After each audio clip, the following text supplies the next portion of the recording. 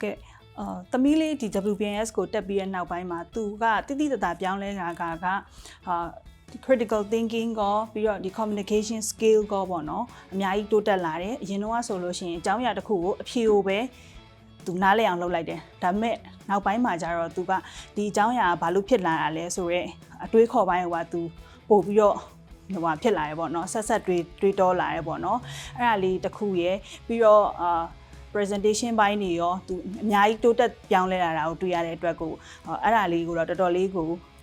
သမီးလေးအတွက်ကိုအားရမိပါတယ်ရှင် I am very proud of myself of being selected as a school's basketball player and being a guitarist in a senior music band. ဟုတ်ကဲ့ပါရှင် WPIS ရဲ့ culture ကိုစကားလုံးသုံးလုံးနဲ့ဖော်ပြရမယ်ဆိုရင် inclusivity, integrity ဖြစ်တယ်ပြီးတော့ innovative ဖြစ်တယ်ပေါ့နော် WPIS ကကလေးတယောက်ချင်းစီမှာရှိတဲ့မတူကွဲပြားတဲ့အရေးအချင်းတွေကိုထုတ်ဖော်ပြီးတော့သူတို့ရဲ့အရေးအချင်းတွေကိုမြင့်တင်မိတဲ့တင်ကြားရေးစနစ်နဲ့သွားနေတယ်လို့မြင်ပါတယ်ရှင်ဒါကြောင့်မလို့ဒီစကားလုံးလေးကိုရွေးချယ်ရတာဖြစ်ပါတယ်ရှင်တင်ကြားရေးဘိုင်းမှာဒီပညာရေးအပြင်ကိုတခြား activities တွေဖြစ်တဲ့ဒါရေကူးတာ basketball စရဲပေါ့နော်ဒီကိုလက်လှူရှားမှုနဲ့ပတ်သက်တဲ့ဟိုဟာလေးတွေကိုကိုလက်လှူရှားမှုနဲ့ပတ်သက်တဲ့အားကစားလေးတွေကိုထည့်သွင်းပေးတာလည်းတကယ်ကိုပဲအကြောင်းအနေနဲ့ကဟိုအကြောင်းရဲ့ founder တွေကောprincipal တွေကောဆရာမတွေကောကလေးတွေပေါ်မှာထားတဲ့စေတနာတွေကိုမြင်ရပါတယ်ရှင်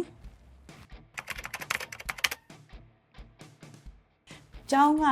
လုံခြုံရေးနဲ့ပတ်သက်ပြီးတော့တော်တော်လေးစနစ်ကြတာကိုလည်းတွေ့ရပါတယ်ရှင်ပြီးတော့ကျမတို့မိဘတွေအနေနဲ့ကအခုနောက်ပိုင်းမှာဒီသဘာဝဘေးအန္တရာယ်ဖြစ်တဲ့ငလင်လိုကိစ္စမျိုးတွေကိုလည်း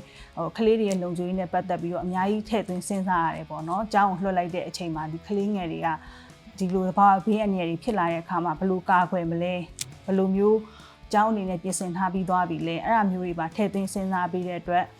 ကျောင်းရဲ့လုံခြုံရေးပိုင်းနဲ့ဒီ safety ပိုင်းကိုတော့အားရပါတယ်ရှင်။စီကံထိန်းသိမ်းရေးနဲ့ပတ်သက်ပြီးတော့လေကလေးတွေကို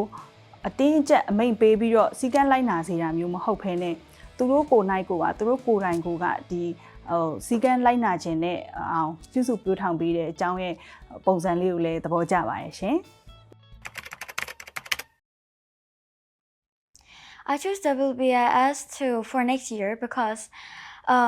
this is the right path for IGCSE and swimming class, which is my favorite thing to do.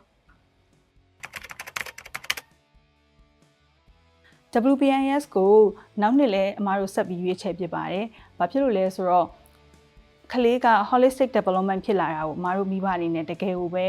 ကျေနပ်တယ်ပေါ့နော်။ပညာရေးတစ်ခုတည်းမဟုတ်ဘူး။ဘက်စုံဖွံ့ဖြိုးတိုးတက်လာတယ်။ပြီးတော့နောက်ပိုင်းဒီ IGCSE လို့အတန်းမျိုးတွေလည်းဖွင့်မယ်ဆိုတော့လေကလေးအတွက်ပညာရေးနောက်ဖြစ်ဆက်သွားမယ်ပညာရေးအတွက်ကိုပါစိတ်ချရလို့ဆက်ပြီးရွေးချယ်ဖြစ်ပါတယ်ရှင်။